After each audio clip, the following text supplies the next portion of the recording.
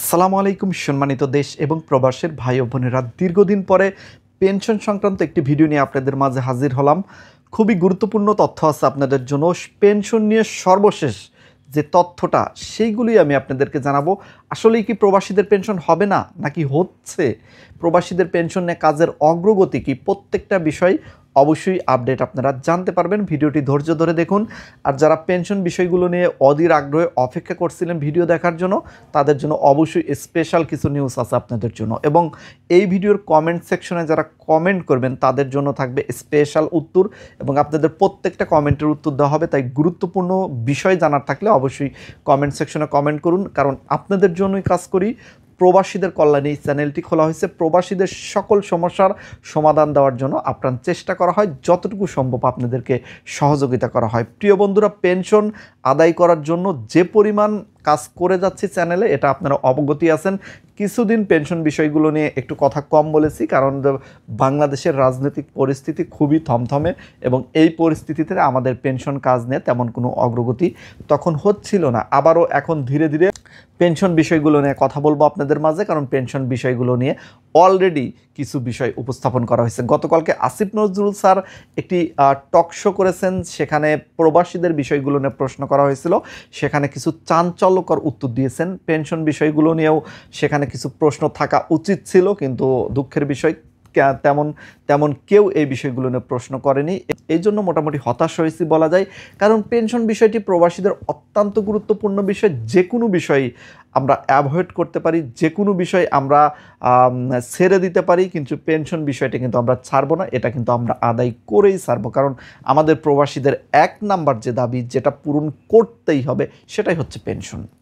তো আসিফ নজরুলের কাছে জোরালো আবেদন, এবং তাকে সরাসরি প্রশ্ন করতে চাই, আমাদের পেনশন নিয়ে কাজের অগ্রগতি কত দূর। আপনি অবশ্যই আপনার ফেসবুক পেজে অথবা সরাসরি টিপি মিডিয়াতে আপনি ব্রিফিং করে জানিয়ে দেবেন, কারণ পেনশন বিষয়গুলো নিয়ে আমরা যদি প্রবাসী কল্যাণ মন্ত্রণালয়ে যোগাযোগ করি, তারা তেমন কোনো তথ্য দিতে পারে না। সর্বশেষ আমি প্রবাসী কল্যাণ মন্ত্রণালয়ে যোগাযোগ করেছিলাম ঈদের আগে। ঈদের পর এখন পর্যন্ত সেভাবে কার্যক্রম শুরু হয়নি, যার কারণে এখন পর্যন্ত যোগাযোগ করতে পারছি না। ঈদের আগে যোগাযোগ করেছিলাম, তখন ঈদের এই বিষয়গুলো না ব্যস্ত ছিল। পেনশন সংক্রান্ত বিষয়ে তারা কোনো কথা আমাদেরকে বলেনি, আমাদের তথ্য দেয়নি। এখন আমরা জোরালোভাবে এই বিষয়গুলো নিয়ে কাজ করতে চাই, এবং পেনশন আমরা আদায় করেই ছাড়বো ইনশাল্লাহ। আপনারা জানেন যে দেশের যে পরিস্থিতি, এখন এই পরিস্থিতিতে শুধু নির্বাচন নেই, কথা হচ্ছে চারদিকে। কিন্তু আমাদের প্রবাসীদের কিন্তু উচিত আমাদের এই পেনশন বিষয়টি এই সুযোগে আদায় করে নেওয়া, কারণ আমরা আসলে পেনশনের দাবিদার, বা পেনশন আমাদের একটা অধিকার, এটা দিতে হবে। এটা স্বাভাবিক একটা বিষয়। এটা যদি না দেয় তাহলে আদায় করে আমাদের নিতে হবে। সরকারের কাছে আমরা বারবার অনুরোধ করতেছি, আমরা রিকোয়েস্ট করতেছি, আমরা আবেদন করতেছি। এরপরে যদি সরকার এই বিষয়টি নিয়ে কাজ না করে, তাহলে কিন্তু আমাদের এই বিষয়টি নিয়ে জোরালো পদক্ষেপ নিতে হবে, এবং আমরা চাইলে খুব সহজে এই বিষয়টি নিয়ে কাজ করতে পারি, এবং আমরা পেনশন আদায় করে নিতে পারি। সেই ক্ষমতা প্রবাসীদের আছে, কিন্তু প্রবাসীরা এই ক্ষমতা কখনো প্রয়োগ করে না, কখনো দেখায় না। এই ক্ষমতাটা শুধুমাত্র প্রয়োগ করেছিল শেখ হাসিনা সরকারকে তাড়ানোর জন্য। আমরা সেই ক্ষমতা প্রয়োগ করলে কিন্তু আমরা যে কোনো দাবি কিন্তু আমরা আদায় করে নিতে পারবো। কিন্তু আমরা ধৈর্য ধরতেছি, আমরা এই ডক্টর ইউনূস সরকারকে সর্বোচ্চ সাপোর্ট করে যাচ্ছি।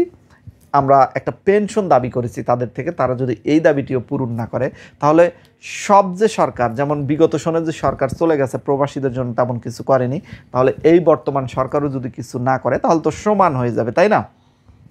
তো আমরা সরকারকে অনুরোধ করব এই বিষয়টি নিয়ে ভেবেচিন্তে দেখার জন্য। আমরা চেষ্টা করব সরাসরি সরকারের কাছে তথ্য পৌঁছানোর জন্য। যে কোনো মাধ্যমে আসিফ নজরুল স্যারের কাছে তথ্য পৌঁছানো উচিত, এবং আমাদের প্রবাসী কল্যাণ মন্ত্রণালয় নিয়ে কেন এত অবহেলা, কেন দায়িত্বহীনতায় কাজ ঠিকমতো করতেছে না, এই বিষয়গুলো নিয়ে তাকে জবাবদিহিতার আওতায় আনতে হবে। এবং আমাদের শুধু প্রবাসীদের বিষয়গুলো নিয়ে একটি ব্রিফিং করা খুবই জরুরি দরকার হয়ে গেছে। দেশের যে চলমান পরিস্থিতি আছে, এটা পরিস্থিতি থাকবেই, সামনে আরও খারাপ পরিস্থিতি চলে যেতে পারে। সামনে নির্বাচনে সবাই ব্যস্ত হয়ে যেতে পারে। তাই বলে তো আর দেশের সমস্ত কাজ থেকে থাকবে না, তাই না? তাই বলে তো আর প্রত্যেকটা বিষয় তো থেমে নেই, সব কিছুই তো চলতেছে। তাহলে অজুহাত কেন প্রবাসীদের সাথে? প্রবাসীদের সাথে কোনো অজুহাত চলবে না। আমরা জোর দাবি জানাচ্ছি, আমাদের পেনশন দিতেই হবে, এবং পেনশন ব্যবস্থার সাথে কারা কারা একমত আছেন অবশ্যই কমেন্ট সেকশনে জানাবেন। তো প্রিয় প্রবাসী ভাই ও বোনেরা, আজকের মতো বিদায় নিচ্ছি। সবাই ভালো থাকবেন।